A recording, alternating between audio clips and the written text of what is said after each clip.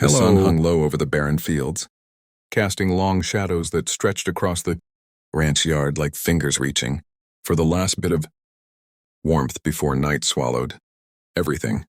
Dust spun in slow circles around her as she knelt, wrists tied so tight the rope had carved angry red lines into her skin.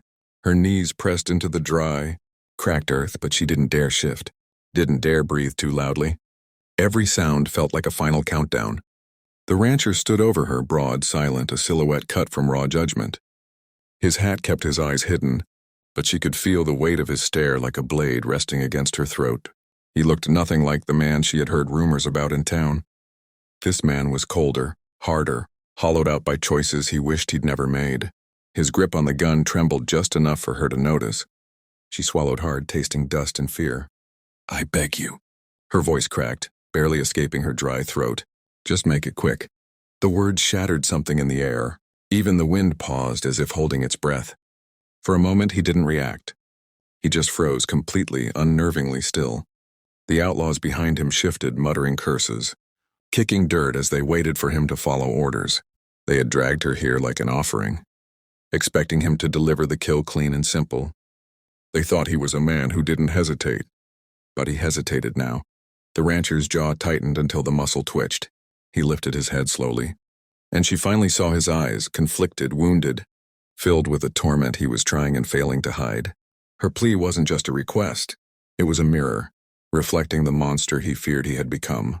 His fingers tightened around the gun, knuckles whitening, yet he still didn't lift it. Sweat trickled down his temple despite the cool evening breeze. His breath came slow, uneven, strained as if every inhale scraped against his ribs. "Do it," one of the outlaws growled behind him. He didn't move. Another outlaw spat. "She's not worth the time. End it." Still he stood frozen, like a man fighting ghosts no one else could see. Her eyes searched his face, desperate for some sign of mercy or cruelty, anything to prepare herself for what was coming. Instead, she found something unexpected: fear. Not hers, his. The grip on the gun loosened slightly. His throat bobbed as he swallowed back a tremor in his voice.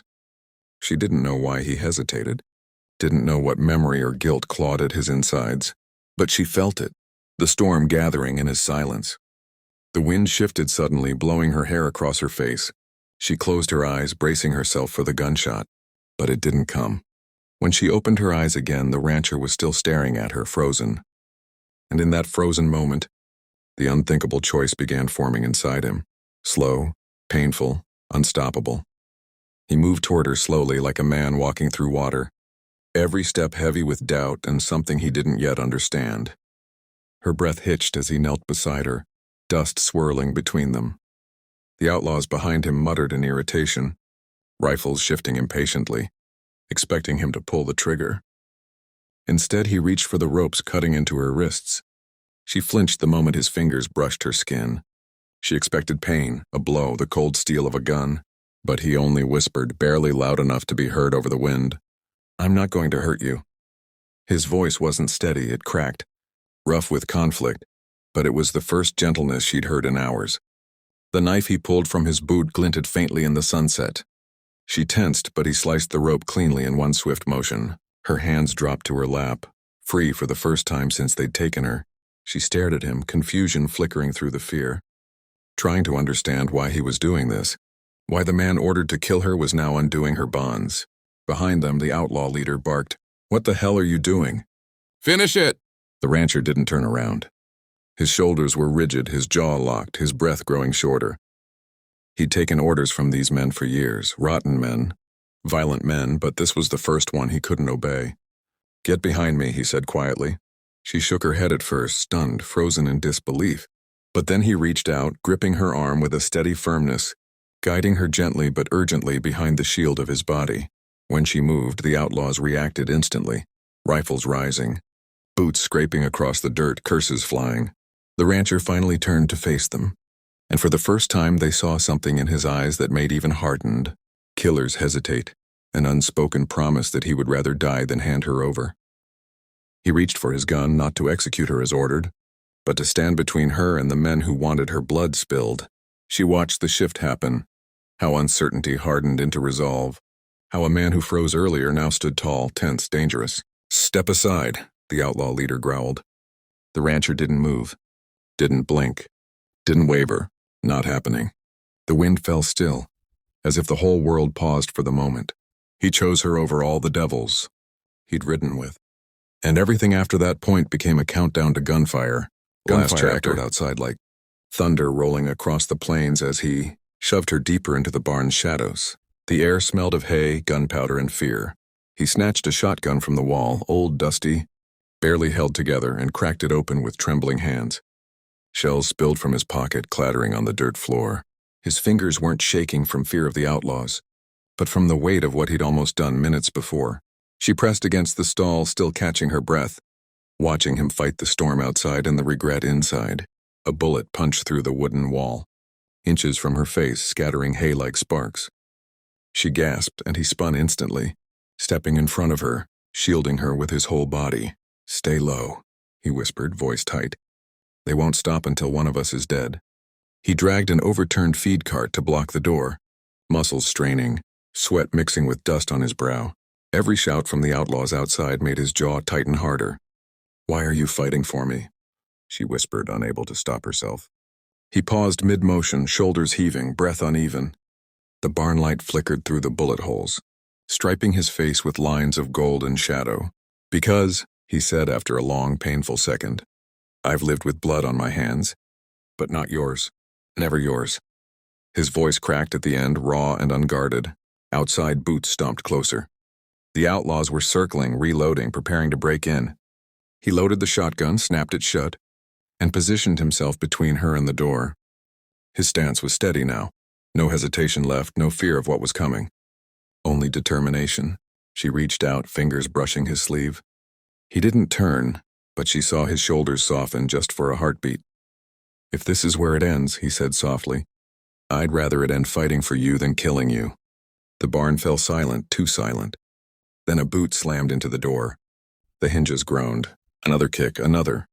Dust rained from the rafters as the boards began to crack. He tightened his grip on the shotgun. She held her breath. The final kick shattered the door, and the storm came crashing in. The smoke curled upward in thin, trembling ribbons, drifting through the broken rafters as silence slowly reclaimed the barn. The gunshots still echoed faintly in her ears. But the danger had fallen quiet. Danger replaced now by the soft, uneven breaths of the man who had saved her. He staggered, the shotgun slipping from his grasp and clattering to the dirt. She rushed forward before he could fall, her hands catching his face, her fingers brushing away the soot and sweat clinging to his skin. His eyes fluttered open, hazy and tired, yet still locked on her as if she were the only solid thing left in a world made of dust. "It's over," she whispered, though her voice trembled with disbelief. All around them lay the bodies of the men who had hunted her, men he once rode beside. The barn door hung broken, swinging gently in the wind, letting in streaks of golden light that settled over them like a fragile blessing. He tried to sit straighter, wincing as pain tore through his ribs. She steadied him, her hands firm but gentle. "Don't move," she whispered. He gave a weak, half-broken smile. "Didn't think I'd get another chance to." Her heart clenched at the sound of his voice. He wasn't a man used to mercy, giving it or receiving it. Yet here he was, bleeding for her, shaking for her, choosing her over the only life he'd ever known. She brushed dirt from his cheek, and he leaned into her touch like a man starved for softness.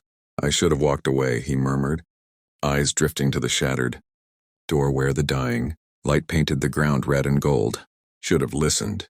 Should have done what they asked." His voice cracked and he swallowed hard. "But when you begged me, something in me broke. I couldn't make it quick. I couldn't make it at all." Her breath caught. She pressed her forehead to his, their hair tangled with dust and smoke. "You didn't freeze," she whispered. "You chose. And you chose right." His hand, trembling and rough, lifted to touch hers. The barn around them groaned softly as if exhausted by the battle it had witnessed. But for the first time all day, the fear in her chest loosened. Outside, the world was still dangerous, still unforgiving. But here, inside this ruined barn, something new had begun to form between them. Something unexpected. Something born in the smoke and chaos, strengthened by his unthinkable choice. He exhaled shakily, eyes closing as he whispered, "I'd do it again." And as she held him close in the fading light, she believed him.